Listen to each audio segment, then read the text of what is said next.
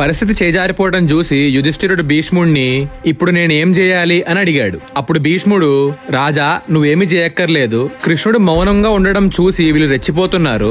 సింహం నిద్రపోతుంటేనే కుక్కలు ధైర్యంగా అరుస్తాయి. సింహం లేచి గర్జిస్తే ఇంకా శబ్దం ఉండదు అని అన్నాడు. శిశుపాలుడు కోపంతో ఊగిపోయాడు. భీష్ముడిని కృష్ణుడిని అనరాని మాటలు అంటూ నిందించడం మొదలుపెట్టాడు. ఆ మాటలు వినలేక భీముడు శిశుపాలుడిని చంపడానికి లెగిశాడు. కానీ భీష్ముడు అతన్ని ఆపి కూర్చోబెట్టి శిశుపాలుడు స్టోరీ చెప్పడం మొదలుపెట్టాడు. శిశుపాలుడు చేదిరాజు కొడుకు. 4 చేతులతోనూ 3 కళ్ళతోనూ అత్యంత వికారమైన రూపంతో పుట్టాడు. పుట్టగానే గాడిద ఒడ్రబెట్టిన స్వరంతో ఏడ్చాడు. అలా వికారంగా ఉన్న ఆ పిల్లాన్ని వదిలేద్దాం అనుకున్నారు. అంతలో ఆకాశవాణి, రాజా ఇతడు మహాబలవంతుడవుతాడు. అయితే ఇతన్ని చంపేవాడు ఇప్పటికే పుట్టున్నాడు. వీడిని ఎవరైతే ఎత్తుకోగానే వీడి ఎక్స్ట్రా కన్ను ఎక్స్ట్రా చేతులు ఊడి పడిపోతాయో అతని వల్లే వీడు మరణిస్తాడు అని అంది. ఆ తర్వాత ఎంతమంది ఎత్తుకున్నా ఏం కాలేదు గాని కృష్ణుడు ఎత్తుకోగానే వీడి 2 చేతులు ఊడిపోయాయి. 3వ కన్ను నుదుటిలో కలిసిపోయింది. శిశుపాలుడి తల్లి కృష్ణుడి మేనత్త. ఆమె తన కుమారుడు చేయబోయే తప్పుల్ని మన్నించమని కృష్ణుడిని వేడుకుంది. వాడు చేసే 100 తప్పుల్ని క్షమిస్తానని కృష్ణుడు వాగ్దానం చేశాడు.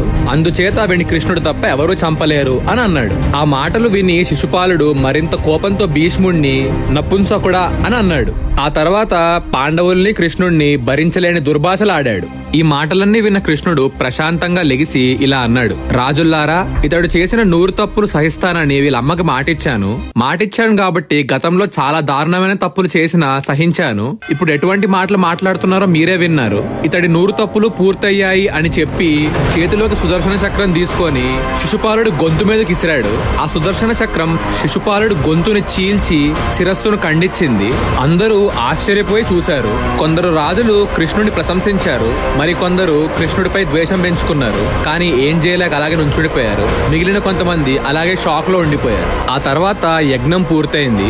ఋషులు రాజులు ఎవరి దేశాలకు వాళ్ళు వెళ్లారు. కృష్ణుడు కూడా ద్వారకాకు వెళ్లిపోయాడు. కానీ దుర్యోధనుడు శకుని మాత్రమే కొన్ని రోజులు దివ్యమైన మాయాసభలో ఉన్నారు.